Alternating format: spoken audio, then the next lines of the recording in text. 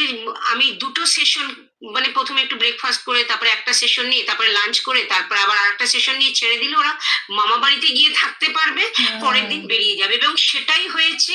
বাহ খুব সুন্দর দুটো সেশন হয়েছে, আমার দুদিন টানতে হয়নি এবং ওরা করে বেরিয়ে গেছে। একদিনের মধ্যে আমার হয়ে গেছে দুটো কাজ, ওদেরও অত দূর থেকে কষ্ট করে আসতে হলো না দুদিন। এবং ওরা আজকে রাতে মামা বাড়ি থাকবে, বেরিয়ে গেছে।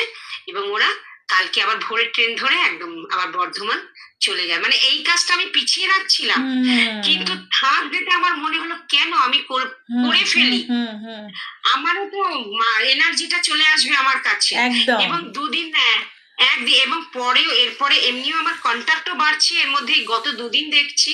এবং পজিটিভ কন্ট্যাক্ট, লোক অনেকে আছে না যেমন শুধু কথা বলে ইয়ে করে হয়ে গেল তারপরে কবে, এবং পুরোনো 2 মাস আগের কন্ট্যাক্ট এখন হবে যাদের আমি ভেবেছিলাম এটা আমার ডেথ কেস, সেই কন্ট্যাক্ট ফিরে আসছে। এবং ম্যাম এক্ষুনি অ্যাকাউন্ট ডিটেলস পাঠান, এক্ষুনি আপনার রাত্রির কাল 12টার পরে আমাকে, আমি মেসেজ দেখছি, দেখে আমি আবার ইয়ে করেছি, বলো না এক্ষুনি আপনি পাঠান, এক্ষুনি আপনার ইয়েটা বুকিং ইয়েটা পাঠাচ্ছি। আমি বাহ পাঠিয়েছি সাথে সাথে।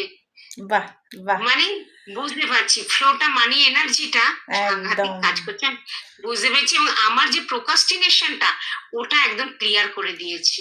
আমি ক্লাসের প্রথম দিন আপনাদের বলেছিলাম প্রত্যেকের ব্যাংক